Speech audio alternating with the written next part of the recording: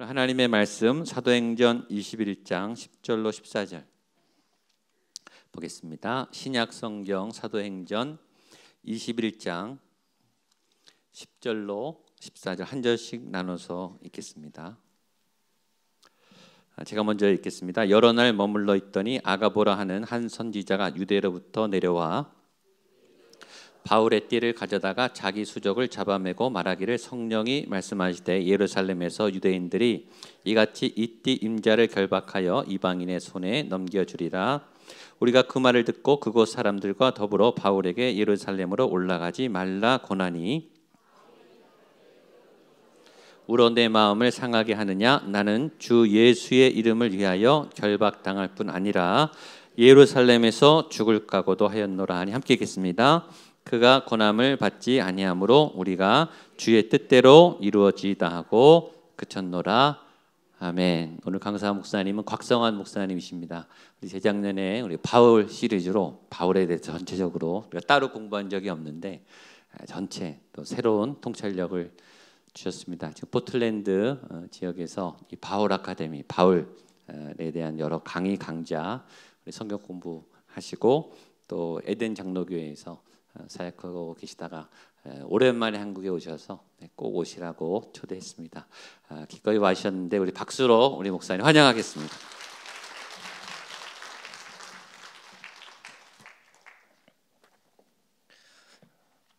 이렇게 귀한 저녁 시간에 말씀 전할 수 있는 기회를 주신 하나님과 또 우리 교회 목사님과 또 여러 성도님들에게 진심으로 감사와 또 기쁨의 마음을 전해드립니다.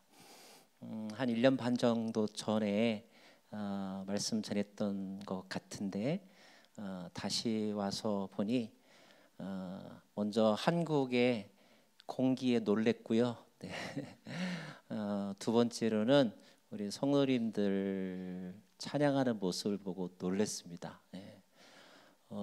제가 한국에 있을 때 불렀던 찬양 그 이후에 나온 곡들로 다 이루어졌는데 놀라운 것은 그것을 다 따라 하신다는 거, 그리고 머리가 희끗희끗하시고 또 어느 정도 연세 되신 분들이 엇박으로 박수를 잘 치시더라는 거, 대단한 센스이고 영적인 훈련이 잘 되었다라는 생각이 들어서 너무 아름답고 마음이 흐뭇했습니다. 또 1년만 만에 보니까 스크린도 달라진 것 같아요. 그때보다 훨씬 더 선명해져서 스크린으로 제 얼굴 보니까 너무 잘생긴 것 같습니다. 여러분 너무너무 기쁘고 반갑습니다. 제가 사는 곳은 미국의 그 포틀랜드라고 하는 곳인데 잠깐 좀 설명드리는 것이 말씀을 나누는데도 좀 도움이 될 것 같아서, 포틀랜드가 어디 있느냐? 저게 미국 땅인데요. 저 빨간 걸로 되어 있는 곳이 오레곤이라고 하는 스테이트고, 거기에 화살표로 되어 있는 약간 좀 위쪽에 있는 자그마한 도시가 포틀랜드라고 하는 도시입니다. 오레곤은 전체 미국 50개 주 중에서 6번째 도시이고요. 캘리포니아보다 조금 작은데요. 캘리포니아의 인구가 4천만이에요. 근데 오레곤은 면적이 6번째밖에 안 되는데 인구는 410만 정도밖에 안 돼요. 그러니까 캘리포니아의 약 10분의 1 정도밖에 되지 않죠. 나무가 많고 또 강이 있고 그런 곳입니다. 주요 도시가 이제 포틀랜드라고 하는 곳인데, 여러분이 많이 들어봤을직한 시애틀, 밤 못 이루는 밤, 시애틀에서 남쪽으로 한 3시간 정도 내려오면 포틀랜드라고 하는 곳이 있습니다. 제가 말씀을 드리니까 이번 5월에 밴쿠버 또 이렇게 비전 트립 또 사역 위해서 가신다고 들었는데 시애틀 방문하신다고 그러시더라고요. 제가 올라갈 수도 있습니다. 여러분 보고 싶어서. 우리 청소년들이 좋아하는 나이키 본사가 있는 곳입니다. 그래서 본사 옆에는 항상 이렇게 할인 매장이 있거든요. 그래서 50% 세일된 것으로 신상을 사올 수 있습니다. 다음에 올 때 여러분이 부탁하시면 제가 좀 노력해 보도록 할게요. 컴퓨터 칩이 인텔이라고 하는 마크가 찍혀 있는 혹시 보셨을지 모르겠는데 그 세계에서 제일 큰 공장이 포틀랜드에 있습니다. 그래서 미국에 유학 간 많은 엔지니어들, 공학 전공한 사람들이 이제 석사, 박사 학위를 받고 많이 그 인텔에 취직을 해서 포틀랜드에 와서 사는 3, 40대 젊은 층들이 꽤 더러 있습니다. 자, 그 다음 장면 보시면 네, 그곳에서 저는 이렇게 살아가고 있다. 예, 이게 포틀랜드의 모습입니다. 여러분, 그러나 너무 또 저런 사진만 보고 또 막 덜커덕 막 이민 오려고 하지 마세요. 예. 여행은 즐거운데 살려면 조금 힘든 게 이렇게 타향살이더라고요. 예. 자, 저런 곳에서 여하튼 살고 있고요. 예. 딸 셋, 아들 하나가 아니고요. 예. 가운데 있는 사람은 점점 더 무서워지기 시작한 제 아내이고요. 양쪽에 딸이 있고 막내 아들, 이렇게 5 식구가 살아가고 있습니다. 딸들이 대학생들이어서 다 나가 살고 있고, 막내도 이제 한국으로 치면 고3이어서 이제 대학교를 이제 곧 이제 갈 것 같습니다. 잠깐 에피소드 한 가지 말씀드리고 싶은데, 한 몇 달 전에 오늘 저녁 때 심각한 가족 회의. 이제 집에는 지금 저하고 아내하고 아들만 살거든요. 좀 이제 사진 잠깐 지워주셔도 돼요. 가족 회의가 모였습니다. 가족 회의가 모이게 된 계기는 뭐였냐면, 아들이 이렇게 만족할 만한 어떤 학업의 결과, 성적이 잘 안 나왔어요.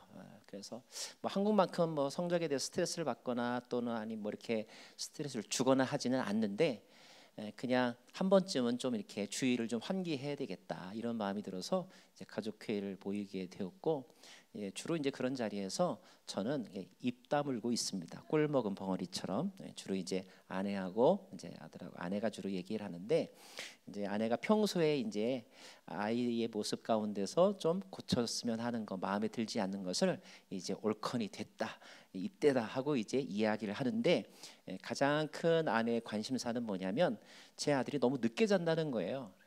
몇 시에 자는지 아세요? 12시에 자요. 한국은 당연한 건데, 근데 일단 제 아내의 라이프 사이클이, 제 아내는 9시나 10시만 되면 잡니다. 그리고 그 잠대를 못 이겨서 9시, 10시가 돼서 다른 사람이 안 자면 막 짜증을 내요. 얼마나 잠대가 심한지 몰라요. 그리고 저한테도 항상 잘하고 말하고, 아들한테도 잘하고 말합니다. 근데 아들이 안 자고 이제 한 12시까지 이게 뭐 자기 할 일 하고 자는데, 아마 부모의 눈에는 그게 다 그냥 뭐 맨날 인터넷만 해, 뭐 이렇게 보이는 거죠. 이제 다른 것 때문에 계기가 되어서 얘기가 시작이 되었는데, 이제 엄마가 하는 얘기 가운데 하나가, 너 일찍 자라. 너 너무 늦게 자는 거는 너한테 별로 좋지 않다. 고3이면 적어도 하루 8시간은 자야지. 뭐 이러면서 이제 일찍 자라고 얘기를 합니다. 아들이 처음에는 자기가 다른 것에 조금 이렇게 잘못한 거 또는 혼날 만한 일이 있다고 생각했는지 가만히 듣더라고요. 근데 그렇게 잘 끝났을 수도 있는데, 안타까운 것은 우리 엄마들은 맞는 얘기를 1절 안 하고 꼭 2절, 3절을 하거든요. 그러니까 했던 얘기를 또 하고, 내가 보기에는 표현만 다르지 했던 얘기를 또 하고 또 하고 그러는 거예요. 그러니까 아들이 참다 못해서 나중에는 이제 한마디 하게 되고, 한마디 하다 보니까 이제 언쟁이 되고, 그러다 보니까 얘기가 결국 어디까지 갔느냐, 왜 못해? 내가 너를 얼마나 사랑하는데, 뭐 너만큼 우리만큼 너를 생각하는 사람이 있으면 나와보라고 그래. 그리고 네가 이 집에 사는 동안은 우리의 룰에 따라야 돼. 막 이제 이렇게까지 이야기가 됐습니다. 아들은 계속해서 뭐라고 반응을 하는 거예요. 근데 한참 막 서로 이렇게 논쟁이 되는데, 가만히 제가 옆에서 듣다 보니까 아들이 똑같은 얘기를 반복하고 있었어요. 그리고 그 얘기에 엄마는 또 똑같은 얘기를 반복하고 있는 거예요. 그래서 왜 자꾸 이렇게 소모적인 이렇게 논쟁을 하지? 이제 마무리를 져야 되는데, 근데 엄마가 똑같은 얘기를 하는 거는 제가 뭐 자주 봐왔어서 이해가 되는데, 왜 아들도 똑같은 문장을 하는 거예요? 그 얘가 왜 그럴까라고 이제 아들이 하는 말을 잘 제가 유심히 들어봤더니, 아들이 이렇게 말을 했어요. 엄마한테 이렇게 말했습니다. You can change my behavior, but you cannot fix my habit. 이렇게 말했어요. 네, 그냥 번역을 하면 엄마가 내 행동을 바꿀 수는 있어. 하지만 엄마가 내 행동을 고칠 수는 없어. 이렇게 말한 거예요. 아들은 이 change라는 말과 fix라는 말을 구별해서 쓰고 있었습니다. 그런데 엄마는 그 단어를 구별해서 쓰는 것은 미처 캐치하지 못했고 you cannot, 엄마가 뭐라고 어떻게 할 수 없다, 여기에 이제 그 말만 들어와서 왜 못해?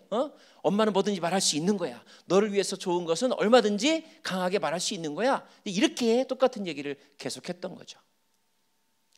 제가 이제 통역을 해줬습니다. 너는 지금 이렇게 change라는 말과 fix라는 말을 구별해서 쓰고 있는 거지? 그렇대요. 아빠가 생각하기에 너는 지금 change의 의미는 A라는 방법과 B라는 방법이 있는데 A가 아니면 B라고 하는 것으로 바꿔서 해볼 수는 있지만, 그거는 가능하지만 fix라는 말은 A와 B가 있는데 A는 틀렸어, 그러므로 A는 고쳐야 돼, 이렇게 말하는 것을 싫어하는 거구나, 맞지? 라고 그랬더니 그렇다는 거예요. 여러분 이 차이를 아시겠어요? 그러니까 아들이 하는 얘기는 이거였습니다.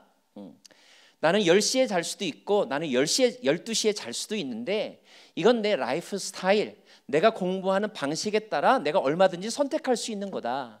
근데 왜 엄마는 12시에 자면 안 돼, 틀려, 10시에 자야 돼 라고 나에게 자꾸 강요를 하느냐? 왜 내가 12시에 자는 내 라이프 스타일을 억지로 고치려고 하느냐? 그렇게 접근하지 말아라. 이건 내 스타일이다. 다만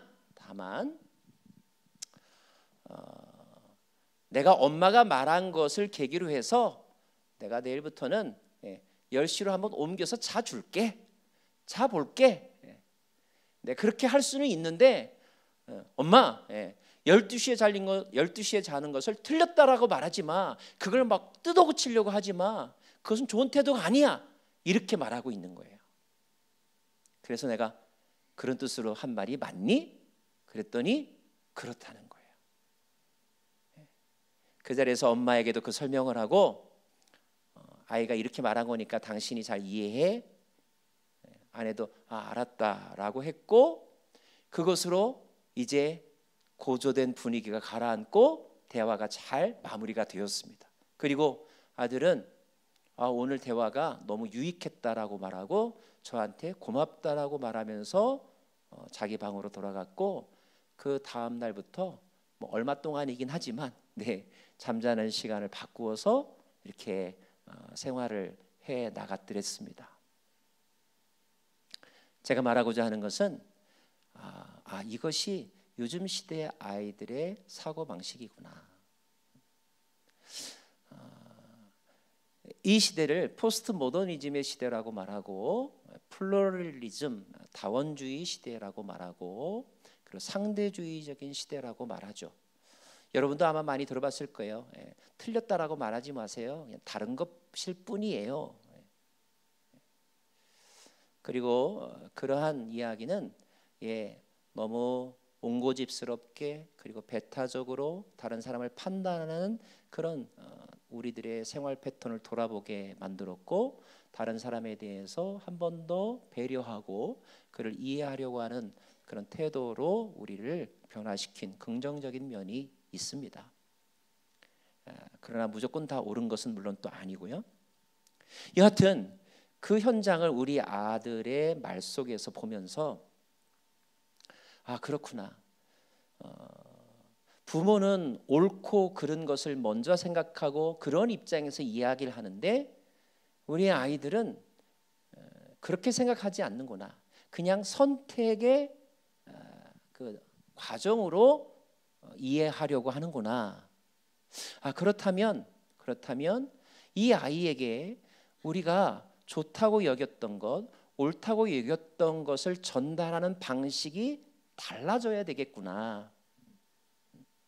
그 방식을 바꾸지 않고 너 그거 틀렸어, 그렇게 하면 안 돼 라고 일방적으로 또는 권위에 근거해서만 이야기한다면 아이들은 우리가 말하는 내용의 옳고 그름은 미처 생각해 보기도 전에 그들의 마음의 문이 닫혀서 아예 들으려고 하지 않는 것이구나.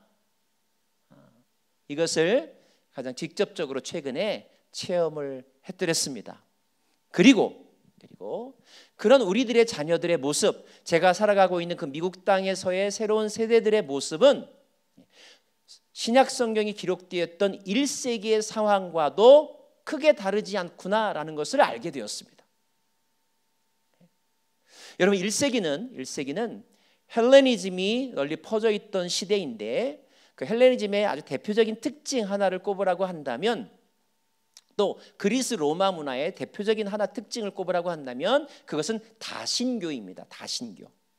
신이 하나가 아니고 여러 신들이 있다는 거예요. 땅의 신이 있고 바다의 신이 있고 바람의 신이 있고 또 별의 신이 있습니다. 자, 신이 있다는 것은 각각 그 신들이 나름대로의 옳다라고 하는 정당성, 그리고 나름대로의 어떤 능력, 권위들을 가지고 있다는 것을 말하고 그것들을 사람들은 인정한다는 것을 의미합니다.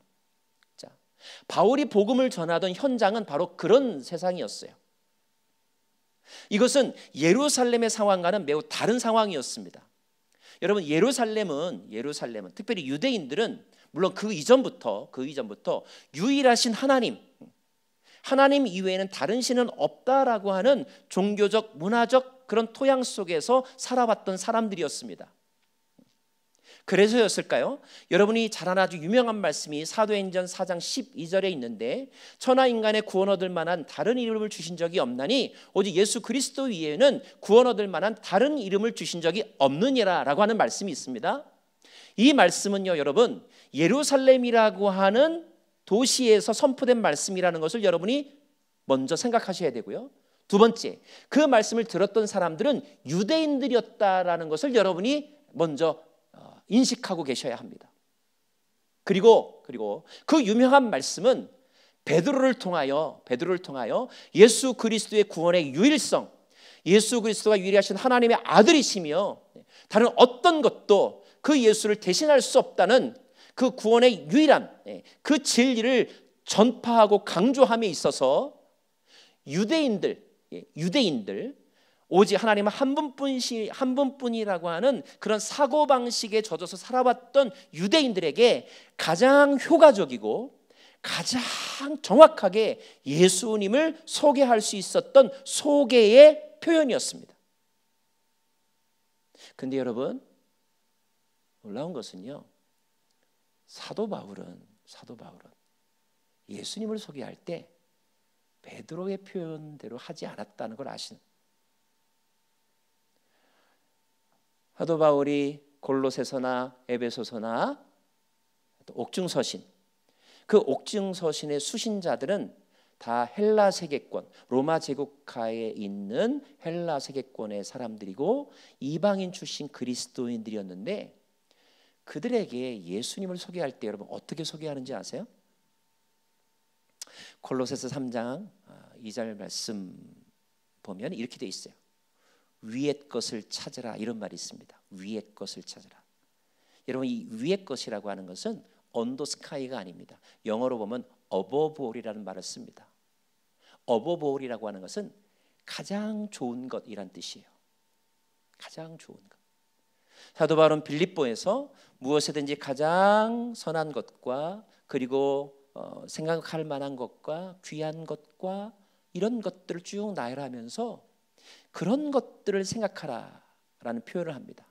제가 말씀드리고자 하는 것은 사도 바울은 똑같은 예수님을 소개하는데 어떻게 소개하냐면 비교급과 최상급을 사용하여 예수님을 소개합니다.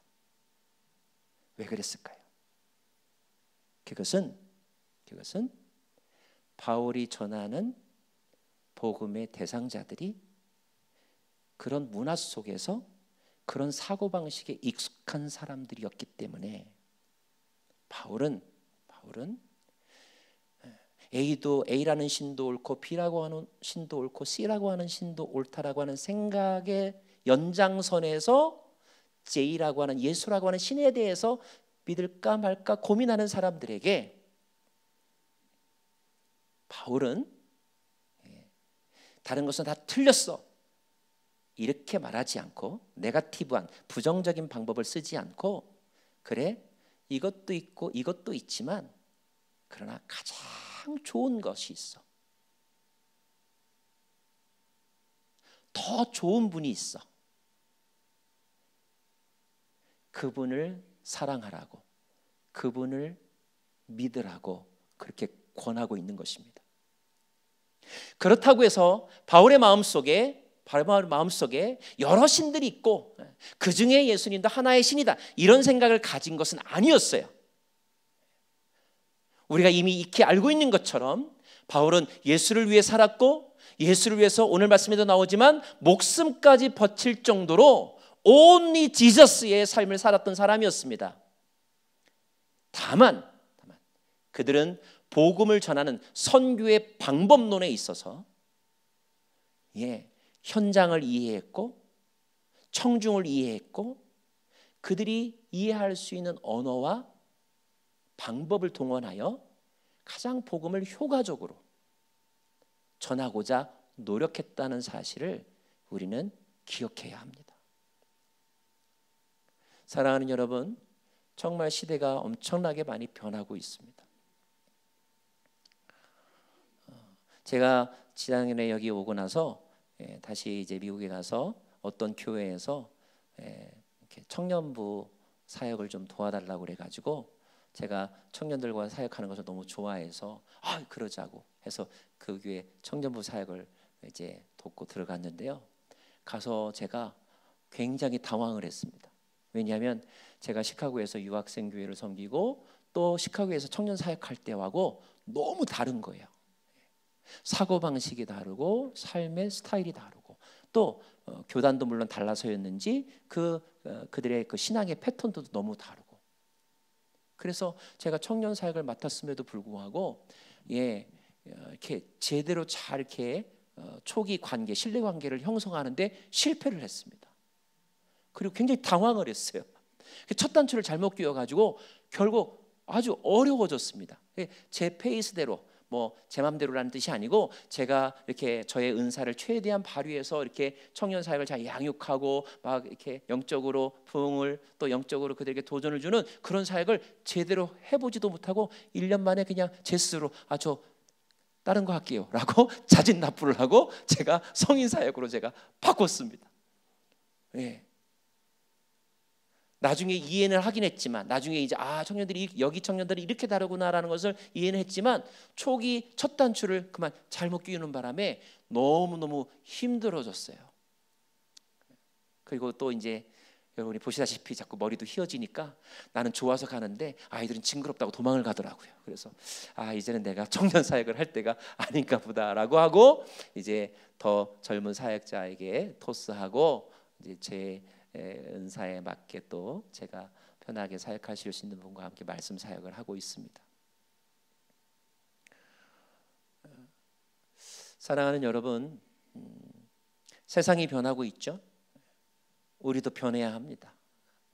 그러나 우리가 변해야 되는 것은 우리 안에 있는 본질이 아니라 그들과 다가서기 위해서 그들의 목소리를 들으며, 그들의 필요를 들으며, 그들이 이해할 수 있는 언어로 복음을 잘 설명하는 것, 그것을 위해서 자꾸 개발하는 것, 우리의 익숙한 것들과 결별하는 것, 그리고 새로운 방법들에 대하여 먼저 얼리 어답터처럼 도전하는 것, 시도해보는 것, 실험해보는 것, 이런 정신이 우리로 하여금 주님의 일을 하는데 매우 중요한 도구가 된다고 저는 확신합니다. 자, 오늘 읽었던 말씀은 바로 바울의 전도 여행 가운데 3차 전도 여행 때 일어났던 하나의 스토리입니다. 3차 전도 여행, 여러분 지도를 좀 보여주시면요. 3차 전도 여행은 AD 54년에서 53년에서 57년 정도, 약 한 3년 반에서 횟수로는 약 4년 정도에 걸쳐서 이루어진 전도가 3차 전도 여행입니다. 제가 왜 오늘 본문으로 했냐면 지난번에 2차까지 했더라고요. 그래서 제가 오늘 3차에 있는 에피소드 가운데 한 말씀을 가지고 여러분과 은혜를 나누고 싶습니다.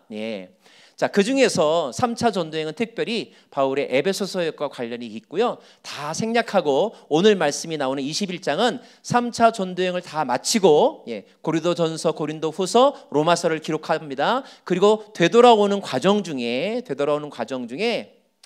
저 배 타고 두로라고 하는 곳에 도착을 하고 그 다음에 돌레마이아라고 하는 곳에 도착을 하고 그 다음에 도착한 곳이 어디냐면 가이사랴라고 하는 곳입니다. 가이사랴. 보통 성지순례하러 가시는 분들이 갈릴리나 예루살렘은 많이 가고 가이사랴는 되게 안 가거나 못 가는데 사실은 예수님 당시에도 그 나라의 행정 수도는 예루살렘이 아니라 가이사랴였고요.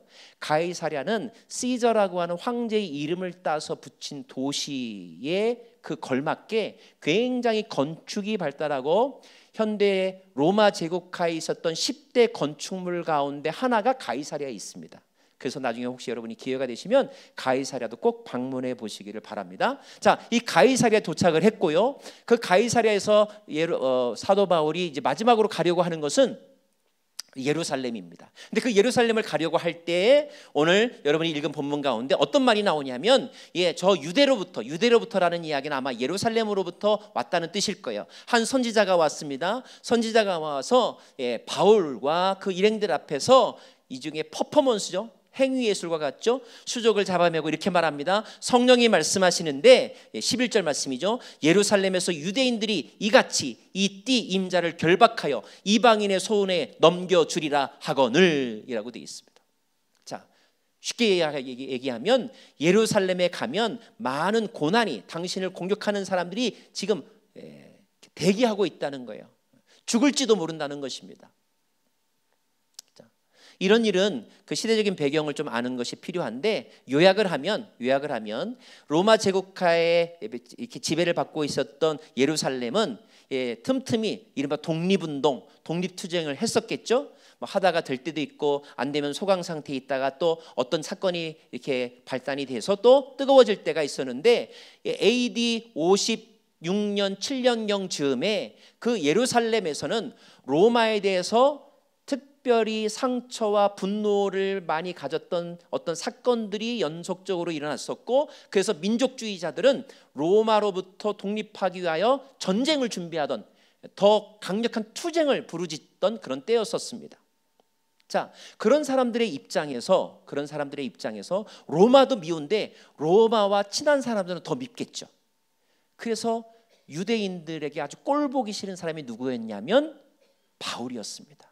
왜냐하면 바울은 이방을 돌아다니면서 심지어 종교적으로도 이방인들에게도 구원이 있다라고 얘기하고 다녔기 때문에 민족주의자들, 유대주의자들은 바울 너무너무 마음을 불편하게 만들었던 사람이고 오기만 하면 당장 체포해서 민족 반역죄로 신성 모독죄로 잡아가둘 그럴 태세였고 그리고 그런 분위기가 이미 바울에게도 전달이 되었다는 것입니다. 자, 그럼에도 불구하고 오늘 바울이 13절에서 이렇게 말하죠. 같이 한번 읽겠습니다. 13절 말씀 시작. 바울이 대답하되 여러분이 어찌하여 울어 내 마음을 상하게 하느냐. 나는 주 예수의 이름을 위하여 결박당할 뿐 아니라 예루살렘에서 죽을 것도 각오하였노라 하니라고 되어 있습니다. 예루살렘, 여러분 예수님께서 예루살렘으로 갈 때도 오늘 말씀과 비슷한 상황이 이미 있었던 적이 있습니다. 자, 사람들이 예루살렘을 가고자 하는 목적과 예수님이 예루살렘을 올라가고자 하는 목적은 엄청나게 달랐다는 것입니다. 동일하게 오늘 바울이 예루살렘을 방문하고자 하는 목적과 그 주변에 있는 사람들이 예루살렘을 바라보는 그 목적 또 생각은 굉장히 차이가 있었다는 것을 우리가 알 수가 있는데요. 적어도 바울은, 적어도 예수님은 예루살렘의 화려함을 구경하기 위해서, 예루살렘의 많은 사람들 앞에서 대중연설하기 위해서, 예루살렘에서 좀 높은 자리에 올라가기 위해서 예루살렘을 가지는 않았다는 거예요. 오늘 말씀에도 나옵니다. 바울 그리고 예수님은 예루살렘을 갈 때 죽기 위해서 올라갔다는 것, 죽음을 각오하고 올라갔다는 것, 우리는 이 사실에 주목해야 합니다.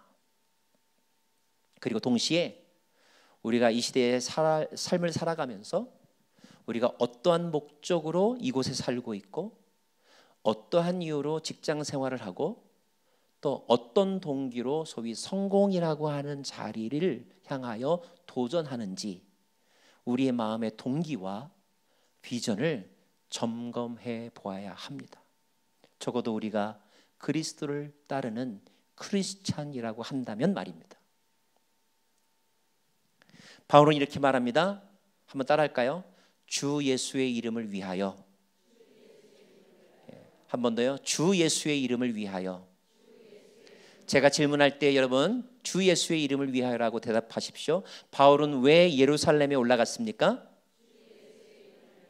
여러분은 왜 이 구리시에 삽니까? 여러분은 왜 주일날 교회에 와서 예배를 드립니까?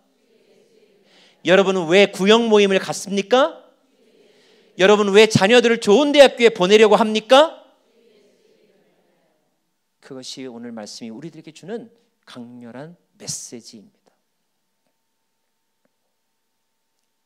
사람들은 이것을 인생의 목적이라고 말하고 비전이라고 말합니다. purpose라고 하는 말을 풀어서 쓰면 why we exist, 왜 우리가 존재하는가, 왜 사는가, 이것에 대한 답을 purpose, 목적이라고 합니다. 목사가 되는 것 목적이 될 수 없습니다. 의사가 되는 것 목적이 될 수 없습니다. 그것은 더 큰 목적을 이루기 위한 전략일 뿐입니다. 성경은 우리에게 일시적인 인생의 목적이 아니라, 단기적인 목적이 아니라 궁극적이고 영원하며 그리고 참된 영생에 이르게 하는 목적을 우리에게 가르쳐주고 있는데, 그것을 오늘 말씀은 주 예수의 이름을 위하여라고 우리에게 소개해주고 있습니다.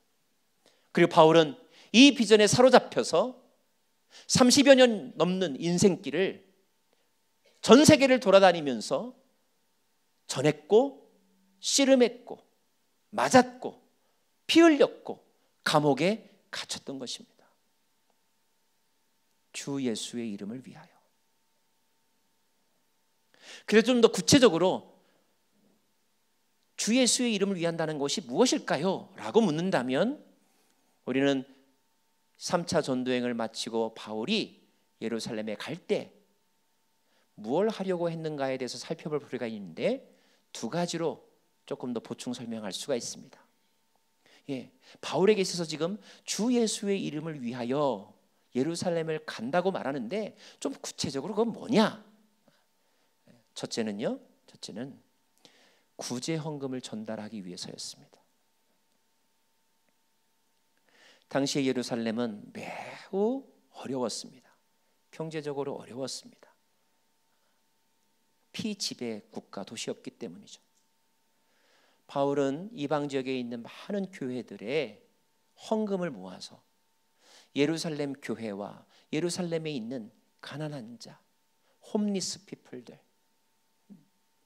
먹을 것이 없었던, 제대로 삶을 유지할 수 없었던 그 성도들을 돕기 위하여 구제 헌금을 전달하는 것이 바울이 이 3차 전도 여행에서 주 예수의 이름을 위한 것이었습니다.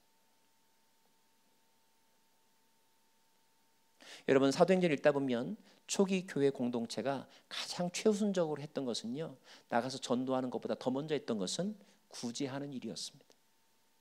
구제하는 것은 있는 것을 나누는 거였어요. 이것은 주 예수의 이름을 위한 것이 될 수 있습니다.